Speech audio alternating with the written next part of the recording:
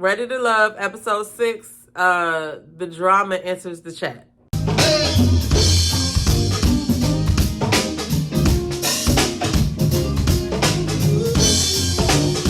They start out with the gentleman's lounge, and it's Donovan's first gentleman's lounge, so he gets to see like how everything goes down and what the kind of conversation is. And it looks like they picked this week to have drama as well because it just gets very interesting.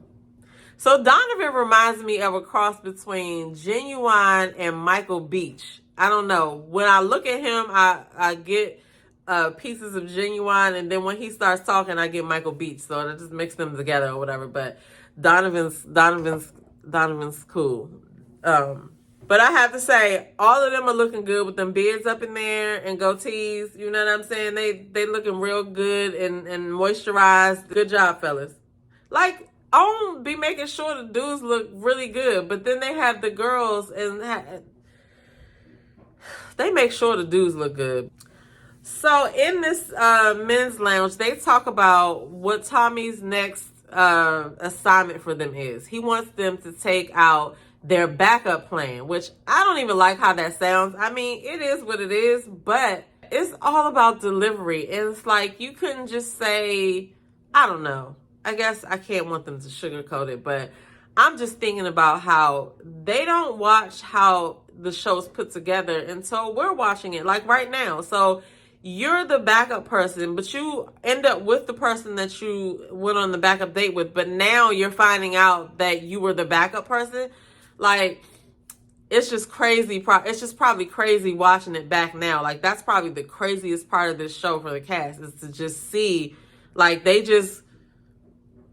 went through the process, but now they're getting to see how somebody else saw their stories or wants to tell their stories, right? Anyway, he wants them to take out their second options, basically. So Tori takes a drink to that because he didn't have no backup plan. He had all his eggs in Sabrina's basket. So Eric takes out Carmen, which was kind of interesting because he told her that she was number one, but he took her on the date for the backup plan. So I don't know. Like I said, unless they were having real-time conversations about, hey, this is what I did so that nobody's surprised. And maybe they had conversations if they did, if people, you know, I don't know. This is the part that gets it messy. Like, they went through the process, but this is the part where it gets messy because old wounds are opened up, old stories are brought back up, and you know, this is crazy. I can just imagine what's going through some people's minds as these episodes air like this. But anyway, so Eric takes out Carmen. Eric has all these sexual innuendos. What's interesting to me is that he's on this date assigned by Tommy to take out his backup plan, which is his number 2, telling his number 2 that she knows she's number 1. Like, that was just crazy to me. But he had all of these sexual innuendos talking about how he likes her on top. It was all about, like, sexual innuendo. So it was like, what are you trying to do here, Eric? I don't know. I don't understand, because if you guys knew each other before now, I don't know, man. I don't get it. But Carmen called Dakia desperate, and I guess that's one of the things that kind of, you know, is turning some people off about Carmen. But one of the things that I noticed is that Eric is on that date talking about stuff that went on with him and Dakia. So who's to say where he drew the line? If he is talking to her about that and they're being filmed, like, who knows what he said behind closed doors? One of the things that happens with guys is they give other women, they give women that carte blanche to do and say stuff like that by the way that they talk to them and the things that they tell them. So if he's telling her all him and Dakia business, then she probably feels entitled enough to be like, well, you know, she is number 2 and she is beneath me, or is desperate however she sees it. You know what I mean? I don't blame Carmen on this one. I'm blaming Eric because he got loose lips. Like, what are you doing? What are you doing? And that's why I don't believe that they haven't slept with each other, because why are you running your mouth so much? Like, all this is pillow talk. Like, Eric just blew me, this whole situation. Like, No. Carmen's outfit looked good on her. I did like that, the way those colors and the dress fit. She was rocking that. But I don't know what's going on with this situation. Like, if they want to be together, they should just be together. In present day, I have seen them out with a group, so that makes sense. But Eric, Anyway, so then Demetrius goes out with Tina, and Tina, like, kind of set him straight at the beginning of the date. She came right in like, well, you didn't even talk to me when I first got there. I didn't think you were interested. And, you know, she just kept it real with him. And he said that he is interested in her and he wants to get to know her. But the funny thing about him is he asked why she didn't think he was interested. Sir, you haven't been saying anything this whole time. Like, I mean, of course, he told her she was making assumptions, and she told him that he gives her player vibes. Now, the reason why he felt some type of way about that is because he used to be a player. And so that's going to be something that probably dings him from here on out, you know, when women are trying to get to know him and things like that, because he's not trying to be that anymore. So, you know, he felt some kind of way about that. He says he wants marriage and a wife, and I believe he does. You know what I'm saying? He just has to continue to open up and not be closed off, because in the beginning he came across to the viewers as closed off, and clearly he came across to some of the women as closed off too, because it was more than one woman that wanted to talk to him but didn't get anything from him. So anyway, so that was the date with Demetrius and Tina. I don't really know if I see them together though. Like, he's just the way she had to like start that conversation, like, I don't think that's gonna work out, but stranger things have happened. So Donovan just gets there. Donovan's working overtime. He takes Dakia on a date. He takes Sabrina on a date, and he takes Carmen on a date. He was not playing around. It was all separate dates, but they showed him like back to back. Carmen stay getting fed on her dates. Donovan fed something to her. I don't really remember what happened between him and Dakia on the date, so I don't know if it was connection. I think the only connection that he got was that he was sure of was Sabrina. Sabrina said it was one of her best dates. Donovan kind of felt the same. So Sabrina now has Donovan after her. She got Tori after her, and she got Demetrius after her. So, yeah. You can imagine how tense it's about to be. It's about to be tense, okay? Okay, I have to stop and interject here. This is Donovan's IG page, y'all. If you're not already following him, go show him some love. But I wanted to just say that when he first came on the show, I told y'all that he was going to know how to deal with multiple women because of what he said when he was introduced. I just gathered that from him or whatever, but he did it in this episode. He did it. He went on them 3 dates, and none of those dates looked like the same date to us, felt like he was copying and pasting. He knew what he was doing. Even though he didn't make connections on all of them, he was smooth with all of those dates. So then, obviously, Clifton takes out the Kia, and they look like they always have fun on their dates or whatever, and they end up always, you know, again, they're showing them talk about these sexual innuendos again. They had oysters, and the kid was like, I'm not really an oyster person, and so Clifton gets her to try one, and he feeds it to her, and before he feeds it to her, he was like, you know, something about her gag. Does she think she gonna throw up or something? Like, does she think she would? And he did like that, like gag on it if she tried to eat it. She said, no, my gag reflexes. So he got up and he fed her the oyster, and she liked that one. She actually liked it. And she was like, Clifton just wanted to put something in her mouth, and he was like, yes, I did. So these editors are really shady with that. But they showing us all this stuff for a reason, so I guess we'll figure it out. But they talk about their adventurous sides, and then Clifton mentions to her that, you know, remember he could cook too. A couple of people got some competition on this thing, but at the same time, he's out with her. Like, but it's like the dudes are really, but like this is that thing that I said I was about to start saying with Clifton. Like, I know that they have to go through the process or whatever, but you got Joy over here. Like, we're going to get to what she does, but it's different than what Clifton is doing, okay? But he still like Joy, so okay, he got a attraction to the kid, okay? he gonna have to make a decision soon. So then Paul and Joy go out, and I'm like, Paul, why are you taking Joy out? Like, we decided the last date that y'all had that it was platonic. Nothing's there. Why did you waste the date with Joy? Why didn't you pick like Tina or Precious? Because I was like, why is he picking Joy? And the first thing she said was, this is platonic, in her little breakaway scene or whatever. So they decided they connect as friends. He asked her what made her bold enough to go kiss Clifton. And she was like, I've been dying to kiss that man. What you mean bold? So that was that. But she also realized in the conversation that because she did that, she showed everyone else as well. So kind of the same thing that Sabrina did. But I don't know if it's hit Sabrina yet. But yeah, so she realizes that. So anyway, they decide they connected as friends.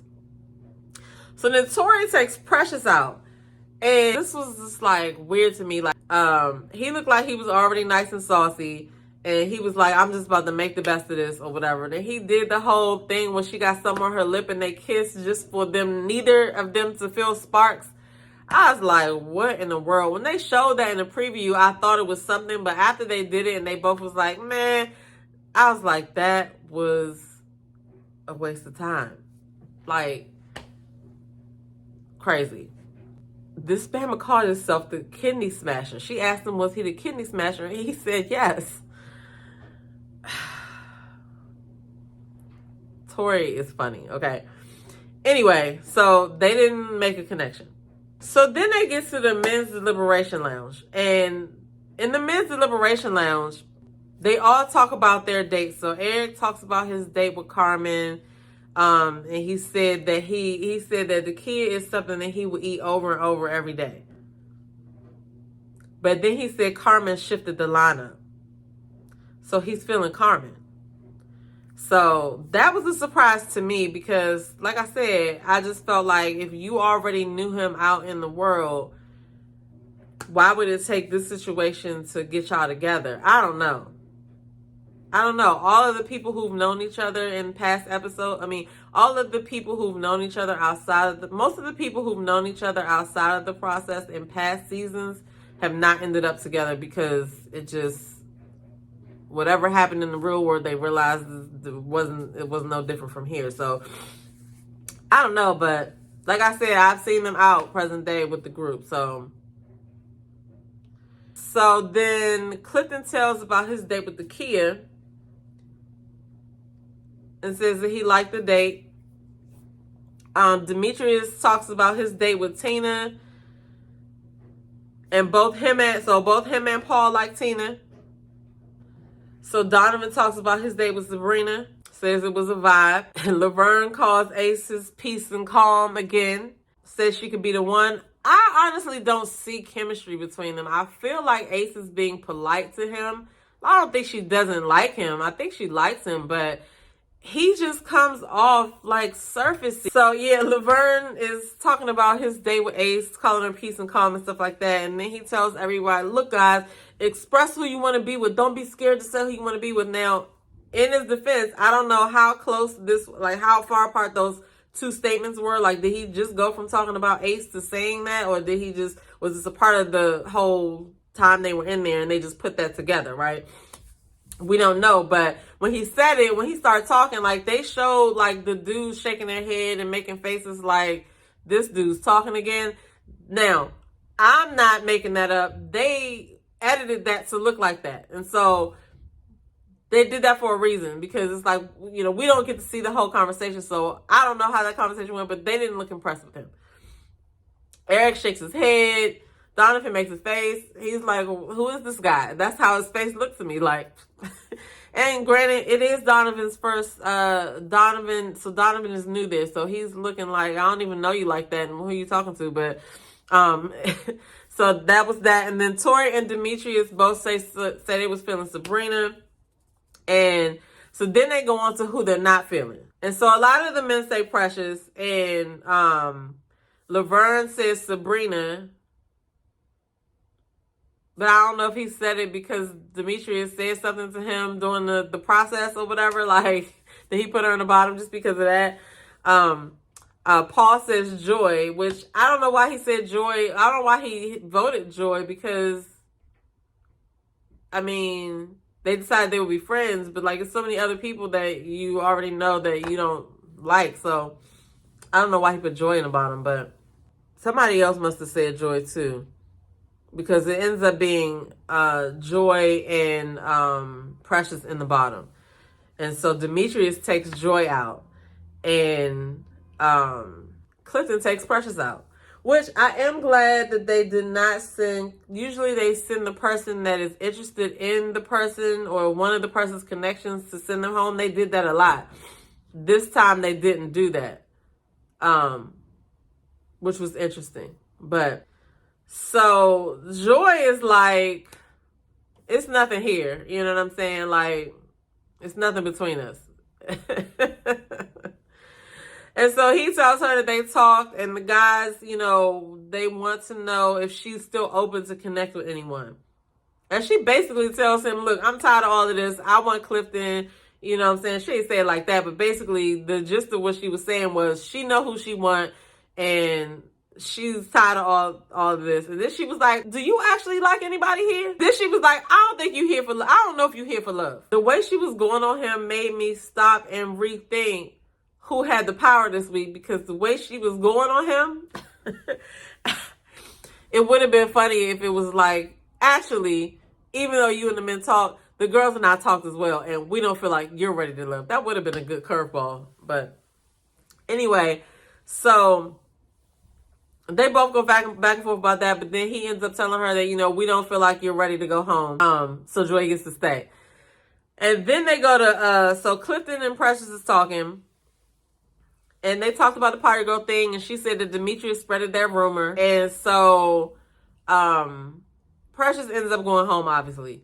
And Clifton gave her a nice little hug or whatever. He was really nice to her. Anyway, so now we got the ladies' wine bar.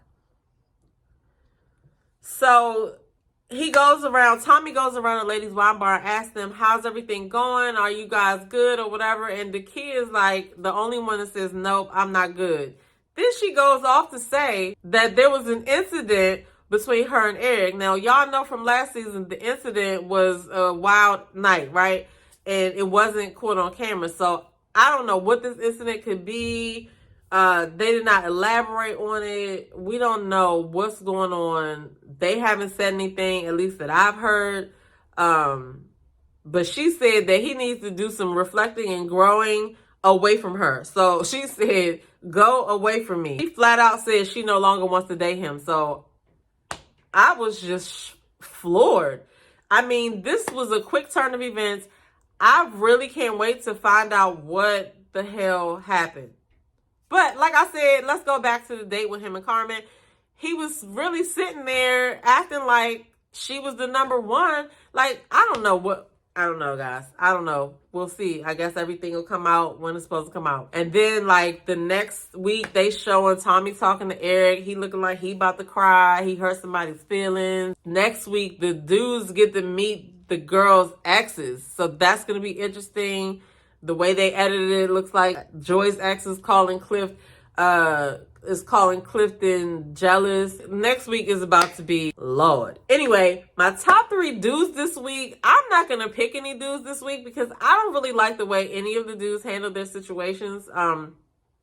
You know, because at the end of the day, you know that all of the interaction is being recorded. So I don't know. It's like you're saying one thing to somebody over here, then you're saying something to somebody over here. I don't like what I'm saying. I don't know if y'all had side conversations after the fact to be like, hey, I said this so they wasn't blindsided on TV right now. I don't know. But as far as I'm looking at it like a viewer, y'all was moving funny. You know what I mean? The men was moving funny this week. So I can't even give y'all no shine right now. Not this week. And it's not even all of y'all, but we just gonna talk about the top 3 women this week. The top 3 women this week are Sabrina, Dakia, and Joy. Sabrina because she got 3 dudes on her line right now. the kid, because I feel like she is doing a great job at being open and getting to know the men that she's interested in. And then Joy, because I just like the way that she came at Demetrius and that sit down that they had. I was just like, I said, I know that's right, Joy. Anyway, I'll see y'all in my next video. Peace.